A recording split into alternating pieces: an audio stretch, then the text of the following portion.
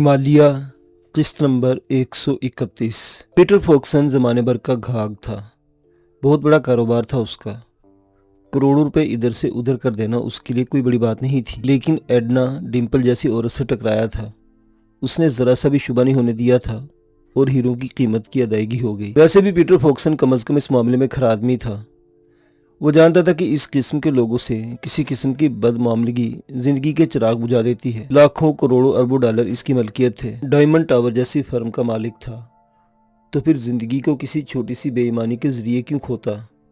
चुनांचे इसका असूल था ऐसे लोगों से जो कारोबार करता था इसकी अदायगी में कभी कोताही नहीं करता था। छोटी मोटी रकम नहीं थी, लेकिन इसकी साख इतनी जबरदस्त थी कि दुनिया का कोई भी बैंक उसे कर्ज देने के लिए तैयार हो जाता था। बहरतौर एडना डिम्पल को 1.5 करोड़ रुपए की इवज रकम मिल गई।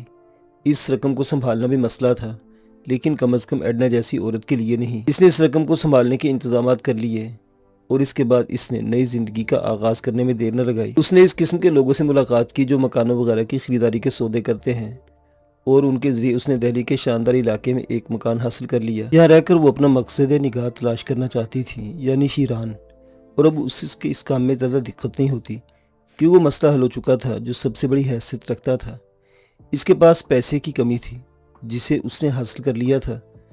इस तरह वो बेशुमार लोगों को खरीद सकती थी, और भी हिंदुस्तान जैसे गरीब मुल्क में तो उसे थोड़ी सी रकम के एवज ही खासे काम के लोग मिल सकते थे जो इसके मकसद की तकमील करते। अपने इस मकान को उसने बेहतरीन तौर पर आरास्ता किया और फिर उसे ब्रोकर के जरिए उसने कुछ मुलाजमों वगैरह का बंदोबस्त किया जिससे उसे मकान फराहम किया था।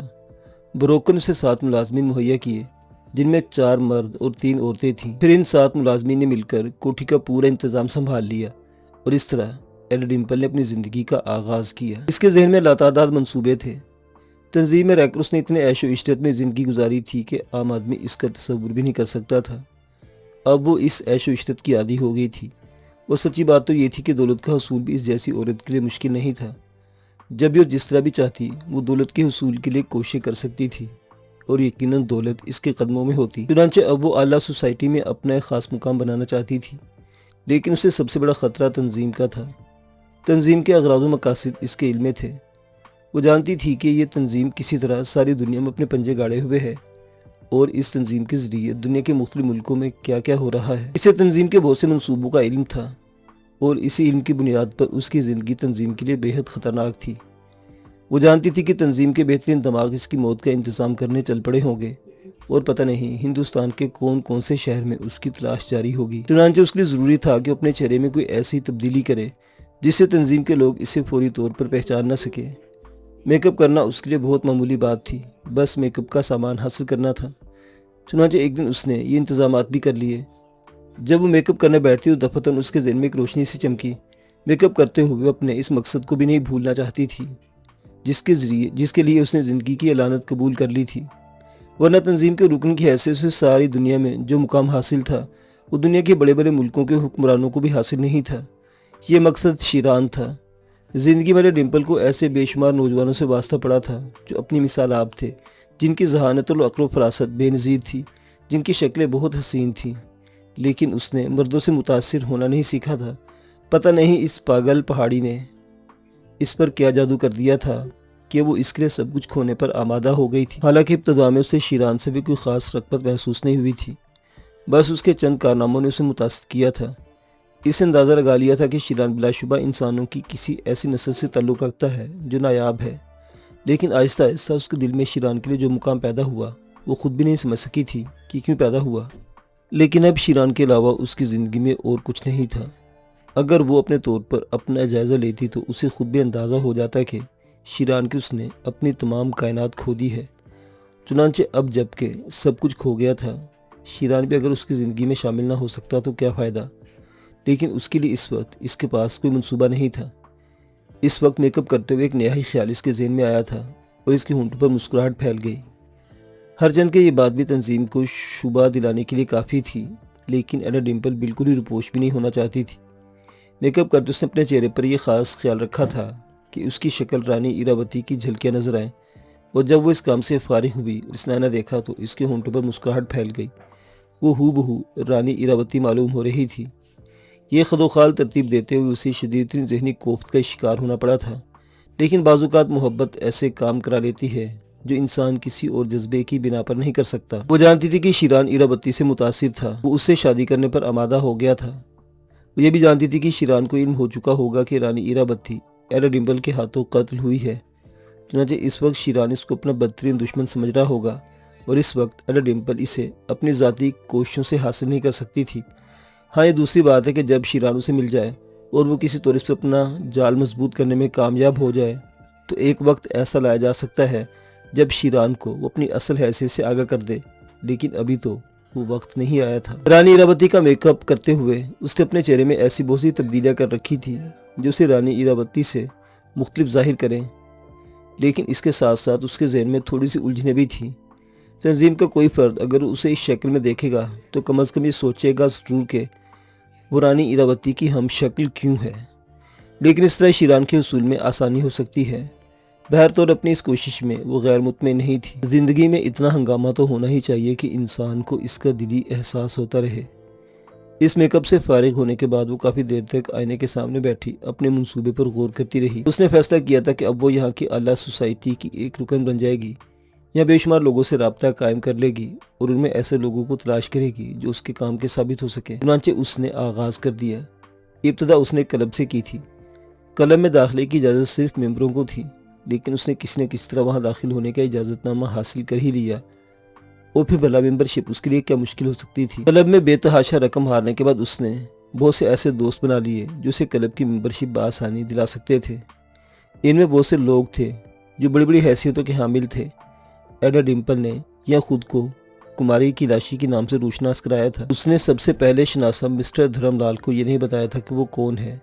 اس نے دھرم لال کے سوال کے جواب میں کہا تھا، میرا نام کیلاشی ہے، تنہا ہوں، عیش و عشرت کی زندگی بس کر رہی ہوں، آپ لوگوں کی دوستی کی شائق ہوں۔ میرا خیال ہے اس سے زیادہ کچھ پوچھنا غیر اخلاقی بھی ہے اور میرے لیے کچھ بتانا ناممکن بھی۔ دھرم لال نے اس حسین میت کو بخوشی قبول کر لیا تھا اور پھر اسی دن اسے اس کلب کا ممبر بنا دیا گیا۔ چنانچہ ایڈنا نے اس طرح اپنی نئی زندگی کا آغاز کیا۔ وہ بہت مطمئن تھی، بس اس کا مقصد ایک ہی تھا، کسی طرح شیران کے بارے میں پتہ لگا لے۔ اگر وہ ہندوستان سے کہیں اور نکل گیا تو شاید وہ اسے کبھی نہ پا سکے، یہ تردد اس کے ذہن میں موجود تھا۔ چنانچہ اس نے برق رفتاری سے اپنا کام شروع کر دیا۔ بہت سے ایسے لوگوں کو اس نے اپنے لیے حاصل کر لیا جو اس کی خواہش پر اس قبائلی کو تلاش کر سکتے تھے، جس کی تصویر ایڈا ڈمپل نے انہیں فراہم کر دی۔ چنانچہ وہ لوگ اس کام میں مصروف ہو گئے۔ خود ایڈا ڈمپل اپنے طور پر بھی دہلی کے مختلف حصوں میں چکراتی رہتی تھی اور یہ معلوم کرنے کی کوشش کرتی رہتی تھی کہ کہیں شیران دہلی میں تو نہیں پہنچ گیا۔ کافی دن اسی طرح گزر گئے۔ اس دوران ایڈنا کو اپنی زندگی گزارنے میں کوئی خاص دقت پیش نہیں آئی تھی۔ وہ اپنے طور پر پرسکون زندگی گزار رہی تھی۔ اب اس کے بہت سے دوست بن گئے تھے۔ باصلاحیت عورت تھی اور مختلف لوگوں سے مختلف طریقوں سے اپنی جانب راغب کرنا جانتی تھی۔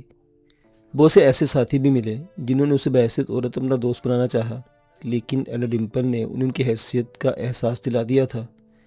وہ کسی بھی طرح اسے اپنے لیے نہیں حاصل کر سکتے تھے، دولت کے ذریعے اور نہ کسی دوسری حیثیت سے۔ بہرطور یہاں اس کے چاہنے والوں کی تعداد میں اچھا خاصا اضافہ ہو چکا تھا، لیکن اسے جس چاہنے والے کی تلاش تھی اس کا کہیں پتہ نہیں چل سکا تھا۔ لیکن پھر ایک دن اس کے ایک ساتھی جو مقامی ہی تھا اسے ایک ایسی اطلاع دی کہ وہ چونک پڑی۔ اس کے ساتھ نے اسے ایک اخبار دکھایا تھا۔ اس اخبار میں ایک ڈاکے کے بارے میں تفصیلات تھی جو یہاں سے کافی دور ایک شہر میں ڈالا گیا تھا اور اس ڈاکے میں کئی افراد کو قتل کر دیا گیا تھا۔ اخبار میں ڈاکہ ڈالنے والے کا جو حلیہ بتایا گیا تھا، ایڈا ڈمپل کے ساتھی کے مطابق یہ حلیہ شیران سے ملتا جلتا تھا۔ ایڈا ڈمپل نے بھی اس واقعے کی تفصیل پڑھی اور اس کا دل دھک سے ہو کر رہ گیا۔ یقیناً حالات شیران کی جانب ہی اشارہ کرتے تھے۔ چنانچہ اس نے ایک پروگرام ترتیب دے کر ان لوگوں کو شیران کی تلاش کے لیے مامور کر دیا۔ انہیں ایڈا ڈمپل نے خصوصی طور پر ہدایت دی تھی اور کہا تھا کہ اگر اس شخص کے حصول کے لیے سینکڑوں خون بھی کرنا پڑے تو کر دیے جائیں، لیکن اس پر ہاتھ ڈال کر اسے یہاں لانے کے لیے مجبور نہ کیا جائے، بلکہ اسے نگاہوں میں رکھ لیا جائے۔ باقی کام وہ خود انجام دے دے گی۔ اسی طرح سے ایڈا ڈمپل کی امیدیں کافی بن چکی تھیں اور اب وہ کسی بھی طور شیران کو تلاش کر لینا چاہتی تھی۔ اسے اس وقت کا انتظار تھا کہ کم از کم اس کے بارے میں اطلاع تو ملے۔ چنانچہ اب اس کے دن و رات انتہائی بے چینی سے گزر رہے تھے۔ ایڈنا ڈمپل کی اپنی یہ کاروائیاں جاری تھیں اور ادھر شیران اپنے طور پر زندگی گزار رہا تھا۔ دہلی کی فضا اسے راس آ گئی تھی۔ یہاں ٹھہراؤ تھا، وہ ہنگامہ خیزی، وہ گہما گہمی نہیں تھی جو اب تک اس کی زندگی میں شامل تھی، اور اپنی زندگی کہ اس تبدیلی پر فی الحال شیران کو اطمینان نصیب ہوا تھا۔ دراصل اس کی فطرت میں جو تبدیلیاں رونما ہو رہی تھی انہوں نے اسے سکون کی جانب راغب کیا تھا۔ بالا خانوں کی سیر اب اس کا محبوب مشغلہ بن چکا تھا۔ اس نے یہاں کے بارے میں دلچسپ معلومات حاصل کی تھی۔ معمر عورتیں جو عرف عام میں نائکہ کہلاتی تھی، دولت کے حصول میں ہر وہ کام کرنے کے لیے تیار رہتی جو کسی بھی طور جائز یا ناجائز ہو۔ وہ عورت جس سے پہلی بار اس کی ملاقات ہوئی تھی اسے ایک نواب کی حیثیت سے جانتی تھی۔ شیران نے اپنا ایک نام بھی رکھ لیا تھا اور اب وہ اسی نام سے بالا خانوں میں جانا جاتا تھا۔ وہ جب بھی بالا خانوں کی طرف سے گزرتا تو اس کے لیے تمام دروازے کھل جاتے تھے، لیکن اس پورے بازار میں اسے صرف ایک لڑکی پسند آئی تھی جس کا نام شاردا تھا۔ شاردا ہندو دھرم سے تعلق رکھتی تھی، لیکن شکل و صورت میں وہ شہابہ جیسی تھی، اور شہابہ کی شکل و صورت کو یاد کر کے شیران اس کی جانب متوجہ ہوا تھا۔ نہربازی کی شہابہ کو شیران نے اپنے ہاتھوں قتل کیا تھا، لیکن وہ آج بھی اس کے ذہن میں زندہ تھی، اور جب شاردا کو اس نے شہابہ کا ہم شکل پایا تو اس کی جانب راغب ہونا ایک فطری عمل تھا۔ چنانچہ ان دن اس کا زیادہ وقت شاردا کے ساتھ ہی گزرتا تھا۔ شاردا بظاہر اس سے رغبت کا اظہار کرتی تھی، لیکن خالص کاروباری لڑکی تھی۔ دوسرے لوگوں کو لبھانا بھی اس کی ذمہ داری میں شامل تھا، اور ایسی ایک شام اس بالا خانے پر ایک خوفناک واقعہ پیش آ گیا۔ شیران اس وقت وہاں موجود تھا، دوسرے تماشبین بھی تھے۔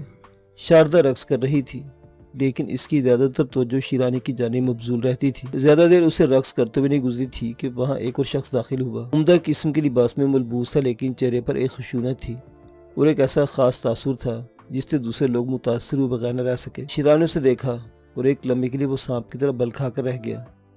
اس کی یادداشت خراب نہیں تھی۔ یہ شخص رزاق خان تھا، نعمان خان کا بھائی۔ اسے یہاں دیکھ کر شیران کو اتنی حیرت ہوئی تھی کہ چند لمحات وہ خاموشی سے ٹکٹکی باندھے اسے دیکھتا رہ گیا۔ رزاق خان جو نعمان خان کے اشارے پر اپنے لیے امرات حاصل کر چکا تھا کہ وہ بالا خانوں کی سیر کرے، ان سب چیزوں کا رسیا تھا۔ اسے اندر داخل ہونے کے بعد عام تماشبینوں کو نہیں دیکھا تھا، بلکہ اس کی نگاہ شاردا کے رقص پر تھی، اور اسے لڑکی بہت پسند آئی تھی۔ چنانچہ وہ ایک جگہ کاؤ تکے سے ٹیک لگا کر بیٹھ گیا۔ اسے اپنے سامنے نوٹوں کی چند گڈیاں نکال کر رکھ لیں اور شاردا کو اپنے جانب متوجہ کیا، لیکن شاردا کو شیران کی عادت معلوم تھی۔ جب شیران اس محفل میں شریک ہوتا تھا تو شاردا کو اجازت نہیں تھی کہ وہ دوسرے لوگوں کے سامنے بیٹھ کر گائے۔ ہاں، تماشبینوں کی حد تک شیران کو اعتراض نہیں تھا، کیونکہ اس کی درخواست گلبدن بھائی نے خود کی تھی جو شاردا کی ماں تھی۔ شیران خود بھی جانتا تھا کہ یہ لوگ پیشہ ور ہیں اور ان کا کاروبار ہی یہ ہے، چنانچہ اس نے بات صاف کہہ دی تھی کہ جب تک وہ یہاں ہو شاردا کسی اور کی جانب متوجہ نہیں ہو سکتی۔ رزاق خان نے شاردا کو اپنی جانب بلانے کی بہت کوشش کی، لیکن جب وہ کامیاب نہ ہو سکا تو اسے بھی غصہ آ گیا۔ قبائلی تھا اور غصے کو برداشت کرنا اس کے بس سے باہر تھا۔ چنانچہ اپنی جگہ سے اٹھ کر کھڑا ہو گیا، سامنے رکھی ہوئی گڈیوں کو اس نے ٹھوکر مار دی، اور پھر وہ چند قدم آگے بڑھ کر شاردا کے نزدیک پہنچ گیا۔ اس نے شاردا کا بازو پکڑ لیا تھا۔ بیوقوف لڑکی، میں نے اس سے پہلے بھی بہت سے بالا خانوں کی سیر کی ہے، لیکن یہ لگتا ہے جیسے تم یہاں کے آداب سے واقف نہیں ہو۔ رزاق خان کی آواز پر سازندوں کے ساز رک گئے اور شاردا ٹھٹک کر کھڑی ہو گئی۔ میں بڑے بڑے سرکشوں کا غرور توڑنا جانتا ہوں۔ تم نے جو کچھ کیا ہے اس سے تم نے اپنی تقدیر پر مہر لگا لی ہے۔ اب اس بالا خانے پر اس وقت تک کوئی نہیں آئے گا جب تک کہ میں نہ چاہوں۔ اسے تم سب لوگ یہاں سے نکل جاؤ، رزاق خان نے غرائی آواز میں سب کو دیکھتے ہوئے کہا، اور اب شیران کے لیے برداشت کرنا ممکن نہیں تھا۔ وہ آگے بڑھا اور آہستہ آہستہ اس کے سامنے پہنچ گیا۔ بادشاہ خان کے گیدڑ، کیا تیری موت میرے ہاتھوں ہی لکھی ہے؟ شیران نے اسے براہ راست مخاطب کرتے ہوئے کہا۔ اپنے تایا کا نام سن کر رزاق خان بری طرح چونکا تھا۔ اس نے شیران کو دیکھا اور فوراً پہچان لیا۔ ہاں، وہ شیرانی تھا، اس کی بہنوں کا قاتل، اور جسے تلاش کرنا نعمان خان نے اپنی زندگی کا نصب العین بنا لیا تھا۔ دوسرے لمحے اس نے شاردا کا بازو چھوڑ دیا اور سانپ کی سی پھرتی سے پلٹ پڑا۔ اوہ شیران خان، پہچان لیا تو نے مجھے؟ کیا بادشاہ خان بھی دہلی میں ہی موجود ہے کہ اس کی موت اسے یہاں لے آئی ہے؟ اس کی موت تو اسے یہاں نہیں لائی شیران خان، لیکن تیری بدقسمتی ہے کہ تیری زندگی کی کہانی اس کوٹھے پر ختم ہونے والی ہے۔ واہ، کیا موت ہوگی شیران سلامن کی۔ رزاق خان نے اپنے لباس سے پستول نکال لیا، لیکن شیران اس کے لیے پہلے سے تیار تھا۔ اس سے قبل کہ رزاق خان کا ہاتھ باہر آتا اور پستول سیدھا ہوتا، شیران کا ہاتھ اس کے پستول پر پڑا اور پستول اس کے ہاتھ سے جا گرا۔ شیران نے ایک ٹھوکر مار کر اسے دور پھینک دیا۔ اس کے ہونٹوں پر بڑی خوفناک مسکراہٹ تھی۔ تماشبینوں نے نظارہ دیکھا تو انہوں نے یہاں سے بھاگ جانے میں آفت سمجھی۔ گلبدن اور شاردا ایک کونے میں سمٹ گئی تھی۔ پھر گلبدن کی گھٹی گھٹی آواز ابھری، ارے یہ کیا شروع کر دیا تم لوگوں نے؟ ہم لوگ ناچ گا کر تمہارا دل بہلاتے ہیں، یہ ہنگامہ یہاں نہ کرو خدا کے لیے۔ اس نے ہمت کر کے ان دونوں کو درمیان آنے کی کوشش کی، لیکن رزاق خان نے اس کو بالوں سے پکڑ کے زوردار جھٹکا دیا اور گلبدن بائی ایک زوردار چیخ کے ساتھ دیوار سے جا ٹکرائی۔ اس کی پیشانی کی کھال پھٹ گئی تھی۔ شاردا اپنی جگہ سہمی ہوئی پستول کو دیکھ رہی تھی جو اس سے تھوڑے ہی فاصلے پر پڑا ہوا تھا۔ رزاق خان نے وحشیانہ طور پر شیران پر حملہ کر دیا، لیکن ایک انتہائی طاقتور اور توانا جوان ہونے کے باوجود وہ شیران کا مد مقابل نہیں تھا۔ شیران نے اپنے بازوں پر اس کا حملہ روکا اور اسے پیچھے دھکیل دیا۔ رزاق خان الٹی کلابازی کھا کر پھر سیدھا کھڑا ہو گیا۔ نعمان خان نے بلا شبہ اپنے بھائیوں کو اتنے عیش و عشرت میں رکھا تھا کہ وہ جسمانی طور پر بالکل فٹ تھے، لیکن لڑائی بھڑائی کا زیادہ تجربہ انہیں نہیں تھا، یا اگر ہوگا بھی تو کم از کم شیران جیسے آدمی کے سامنے وہ لڑائی لڑنے میں کوئی حیثیت نہیں رکھتے تھے۔ چنانچہ رزاق خان ایک بار پھر شیران پر حملہ ہوا۔ شیران نے ایک لمحے میں کوئی فیصلہ کر لیا تھا۔ دوسرے لمحے اس نے رزاق خان کو ہاتھوں پر روکا اور پھر اس کا زوردار گھونسا رزاق خان کے داہنے گال پر پڑا۔ رزاق خان کا گال پھٹ گیا تھا۔ شیران فوراً آگے بڑھا۔ اس نے رزاق خان کو گریبان سے پکڑ کر اٹھایا اور پھر زمین سے کافی بلند کر کے نیچے دے مارا۔ اس بار رزاق خان کی ریڑھ کی ہڈی میں چوٹ لگی تھی۔ وہ کوشش کے باوجود سیدھا نہ ہو سکا۔ شیران کی ٹھوکر اس کی پسلی پر پڑی اور غالباً اس کی پسلی ٹوٹ گئی کیونکہ رزاق خان بری طرح تڑپنے لگا تھا۔ پھر شیران کی دوسری ٹھوکر اس کی پنڈلی کی ہڈی پر پڑی اور تڑاک کی زوردار آواز سنائی دی۔ رزاق خان کے ہوش و حواس جواب دیتے جا رہے تھے۔ وہ در حقیقت شیران خان کے سامنے کچھ نہیں تھا۔ شیران نے مار مار کر اس کو ادموا کر دیا۔ البتہ وہ رزاق خان کو قتل کرنا نہیں چاہتا تھا۔ رزاق خان تو چند ہی لمحات بعد بے ہوش ہو گیا تھا، لیکن شیران نے اس کا حلیہ اس طرح بگاڑ دیا کہ رزاق خان کی شکل تک نہ پہچانی جا سکے۔ گلبدن بائی چیخ رہی تھی، شاردا اپنی جگہ کھڑی تھر تھر کانپ رہی تھی، لیکن شیران دیوانوں کی طرح رزاق خان کو کوٹ رہا تھا۔ اور پھر جب رزاق خان کی شکل و صورت ناقابل شناخت ہو گئی تو اس نے اسے چھوڑ دیا۔ پھر وہ گلبدن بائی کی طرف رخ کر کے بولا، گلبدن بائی، پولیس کو ٹیلی فون کرو۔ اس آدمی کا نام رزاق خان ہے اور یہ کسی نعمان خان کا بھائی ہے۔ تم پولیس کو اس بارے میں اطلاع دے دو۔ اس کے لباس کی تلاشی بھی لے لینا، ممکن اس کے لباس میں کوئی ایسی چیز نکل آئے جو اس کے گھر کی شناخت کر دے۔ ٹھہرو، یہ کام میں ہی کر لوں۔ شیران نے کہا، پھر جھک کر رزاق خان کی تلاشی لینے لگا، لیکن اس کے لباس میں سے کوئی ایسی چیز نہ مل سکی جس سے اس کے گھر وغیرہ کا مکمل پتہ چل سکتا۔ تب شیران سیدھا ہو گیا۔ گلبدن بائی، یہ میرا بہت پرانا دشمن تھا۔ جلد از جلد پولیس کو اطلاع دو، اور اگر تم سے معلومات حاصل کی جائیں تو تم پولیس کو بیان دے سکتی ہو کہ شیران خان نے اس آدمی کا یہ حشر کیا ہے۔ یہ اطلاع ضرور دینا پولیس کو، گلبدن بائی۔ لیکن نواب صاحب، آپ تو بس نواب صاحب، ختم ہو گئے۔ جو کچھ میں نے تم سے کہا ہے وہی کرو۔ اور ہاں، آج کا تمہارا نقصان۔ شیران نے جیب سے نوٹوں کے گڈی نکال کر گلبدن بائی کی جانب اچھال دی۔ پھر وہ شاردا کی طرف مخاطب ہو کر بولا، لڑکی، تو ایک ایسی لڑکی کی ہم شکل ہے جس کے ساتھ میں بہت وقت گزار چکا ہوں۔ وہ وقت میری معصومیت کا وقت تھا۔ میں اس لیے تیرے پاس آتا تھا، لیکن میں بیوقوف نہیں ہوں۔ ممکن ہے آئندہ میں تم سے ملاقات کے لیے نہ سکوں، اس لیے میری طرف سے کوئی اچھا سا تحفہ خرید لینا۔ شیران نے ایک اور گڈی جیب سے نکال کر شاردا کی طرف اچھال دی۔ اس دوران نیچے ہنگامہ ہو گیا تھا۔ بھاگنے والے تماش بینوں نے بالا خانے پر جھگڑے کی اطلاع دے دی تھی۔ لوگ جمع ہو رہے تھے۔ شیران نے رزاق خان کا پستول ہاتھ میں اٹھایا اور اسے لیے وہ باہر نکل آیا۔ مجمع اسے دیکھتے ہی کائی کی طرح چھٹ گیا۔ شیران خان پستول ہاتھ میں لے آگے بڑھتا رہا اور تھوڑی دیر کے بعد وہ ایک ایسی جگہ پہنچ گیا جہاں اسے سواری مل سکتی تھی۔ مجمع میں سے کسی نے اس کا راستہ روکنے کی کوشش نہیں کی تھی۔ اس کا حلیہ اور شکل و صورت ایسی ہی تھی کہ لوگ اس کے راستے میں آنا پسند نہیں کرتے تھے۔ چنانچہ وہ گاڑی میں بیٹھ کر چل پڑا، لیکن اس بات سے بے خبر تھا کہ اس مجمع میں سے نکل کر ایک شخص اس کی جانب چل پڑا ہے، اور جیسے ہی شیران نے سفر شروع کیا وہ خود بھی گاڑی میں بیٹھ کر اس کے پیچھے چل پڑا۔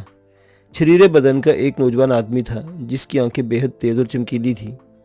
مقامی تھا، لیکن چہرے سے کافی تیز اور خطرناک معلوم ہوتا تھا، خاص طور سے تھوڑی کا وہ زخم جس سے اس کی تھوڑی دو حصوں میں بٹ گئی تھی۔ یہ شخص شیران کے پیچھے لگا ہوا اس کی رہائش گاہ تک پہنچا اور اس نے شیران کی رہائش گاہ اچھی طرح دیکھ لی تھی۔ پھر جب شیران اپنی سواری چھوڑ کر اپنی رہائش گاہ میں داخل ہو گیا تو وہ اپنی کار کھڑی کر کے نیچے اتر آیا تھا۔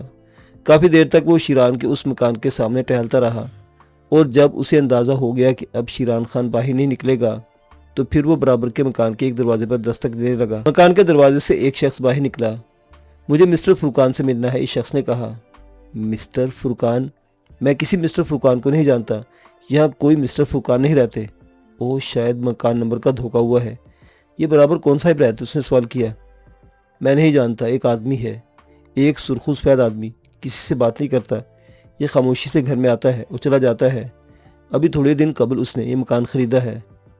نام معلوم ہے آپ کو اس کا؟ نہیں، میں نہیں جانتا، اس شخص نے جواب دیا۔ معافی چاہتا ہوں کہ آپ کو زحمت دی، شاید فرقان کہیں اور رہتا ہو، اس شخص نے کہا اور پلٹ کر واپس چل پڑا۔ اس نے یہ اندازہ لگانے کے لیے سوالات کیے تھے، ممکن ہے یہ شخص یہاں نہ رہتا ہو اور عارضی طور پر ہی آیا ہو، لیکن کسی فرضی فرقان کے بارے میں معلومات حاصل کرنے سے اسے پتہ چل گیا تھا کہ وہ شخص یہیں رہتا ہے جس کی کماری کی لاشی کو تلاش ہے۔ یہ ان لوگوں میں سے ایک تھا جسے ایڈا ڈمپل نے شیران کی تصویر دکھا کر اس کی تلاش پر مامور کیا تھا۔ گویا اب ایڈنا ڈمپل کو شیران کا سراغ مل گیا تھا۔